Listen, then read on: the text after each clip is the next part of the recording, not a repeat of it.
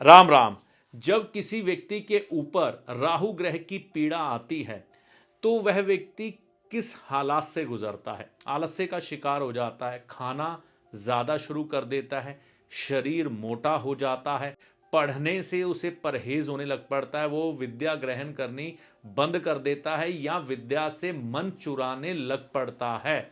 और ऐसे व्यक्ति चिड़चिड़ेपन के शिकार हो जाते हैं और घर वालों से ही ऐसे व्यक्ति झगड़ा करना शुरू कर देते हैं। इनके जीवन में कई बार ऐसे हालात बनते हैं कि यह लोग नशों के शिकार हो जाते हैं। बुरे बुरे नशे करना, ड्रग्स के शिकार हो जाना, शराब पीना, स्मोकिंग करना, ऐसी आदतें इनके अंदर डेवलप होने लग पड़ती हैं। व्यापार या नौकरी ये चला ही नहीं पाते। इन परिस्थितियों से इनका काफ़ी हिस्सा जीवन का बेकार चला जाता है। ऐसी ही हालात से अगर आप या आपके परिवार में कोई भी सदस्य पीड़ित है तो चिंता की कोई बात नहीं। आप इस विशेष दिन पर, जो कि 144 साल के बाद आया है, जो कि राहु पीड़ा से मुक्ति देने में पूर्ण तरह से सक्षम है, आप भी इस विशेष दिन पर अपने उस पारिवारिक सदस्य के लिए कुछ एक उपाय करके राहु पीड़ा से मुक्ति पा सकते हैं। आइए जानते हैं कैसे।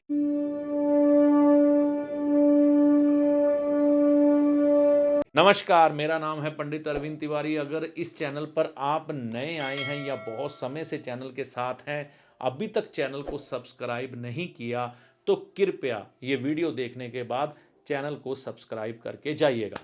तो सबसे पहले ये समझें कि हमें राहु ग्रह को प्रसन्न करने के लिए करना क्या चाहिए। मैं आपकी और अपनी बात कर रहा हूं।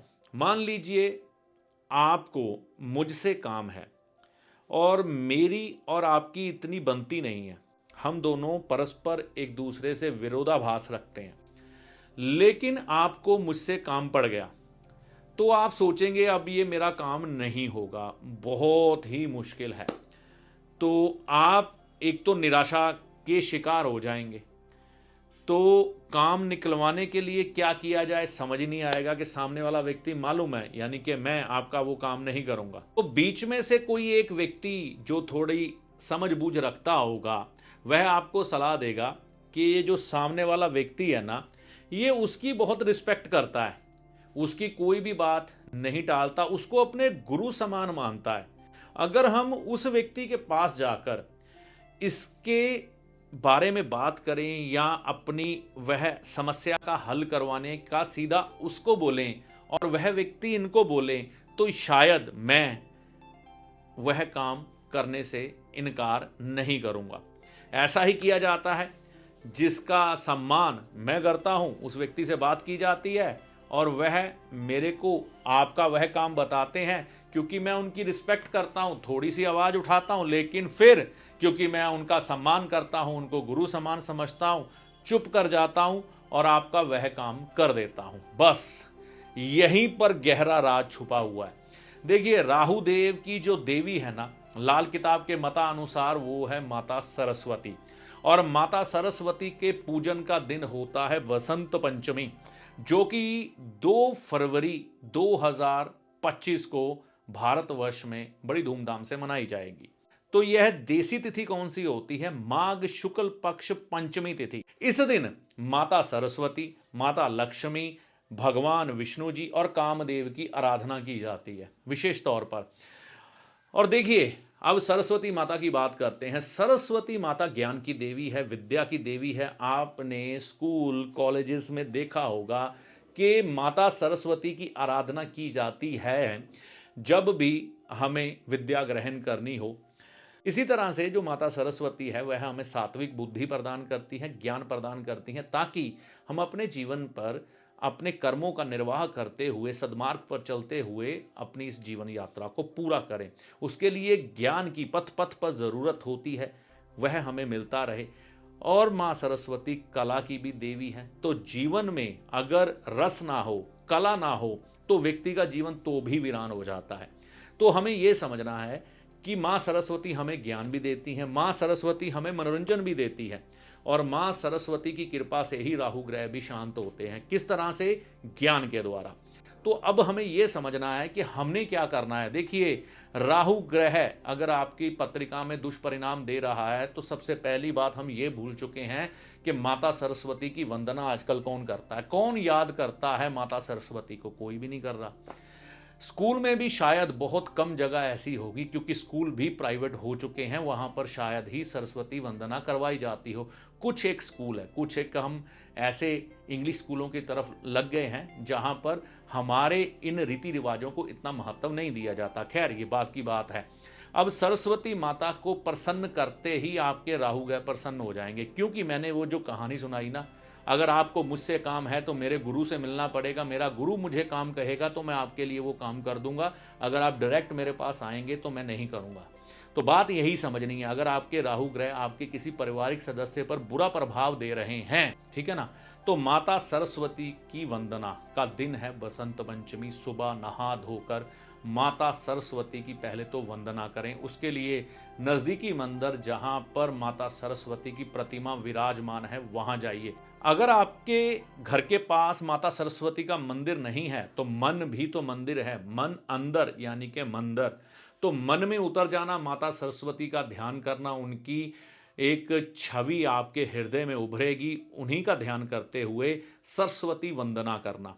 सरस्वती वंदना करना, माँ को पीले पुष्प उस वंदना को करते हुए आप एक थाल में भेंट करते जाना। पीला प्रसाद बूंदी का या पीला लड्डू माता को अर्पण करना माता की आराधना करने के लिए सबसे बढ़िया चीज है। एक छोटी कन्या देखना जिसकी आयु 9 साल से कम होगी, उसे आप पीले रंग की चुनरी उपहार के स्वरूप में देना, माता सरस्वती का स्वरूप मानते हुए, और कुछ एक दक्षिणा उसे अर्पण करना। उसको कोई सात्विक चीज जैसे कि फल हो, मिठाई हो पीले रंग की, अर्पण करके उसे के पांव हाथ लगाकर आशीर्वाद लेना। ये उन लोगों के लिए है जिनके घर के पास माता सरस्वती जी का मंदिर नहीं है। अगर किसी व्यक्ति के घर के पास माता सरस्वती जी का मंदिर है तो वह उस मंदिर में जाएं, माता रानी को पीले पुष्पों की माला भेंट करें, अर्पण करें। पीला प्रसाद बूंदी का या फिर बूंदी के लड्डू या पीले बेसन की बर्फी माता को भेंट करें, अर्पण करें। एक चुनरी पीले रंग की माता को अर्पण करें, केसर माता को अर्पण करें।